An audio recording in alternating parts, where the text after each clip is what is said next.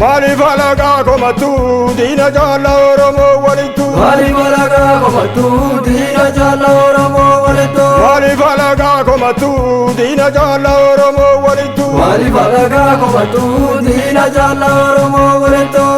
Rojjaba rojjaba rojjaba rojjaba. Miti qabsoo ijoollummaan jalqabee har'a miti qabsoo ijoollummaan jalqabee hanga ammaatti taphulaasee itti.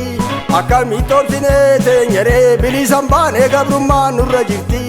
Osoo bilisa baanee qabaannee mirgaa maabuqqaana biyyarraa kanatti.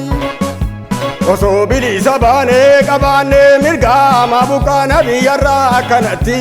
Maaliif hamba duwwaa saalannaa nuyis balleechaa qabnaa bakkanatti. Meeqatu jira ijoolleen Oromoo kasabasii gurgurattee garumatti. Biitti akkanumaan hin argamne kan dur abboonni of wareegde irratti. Biitti akkanumaan hin argamne kan dur abboonni of wareegde irratti. Jabaan amma biyyaa falmuun jiru ija babaasuudhaan malee walumatti. Wanti badee kana diina sodaatte Oromoo wal se'atti. Ulfinni eessan argama akkanatti boo.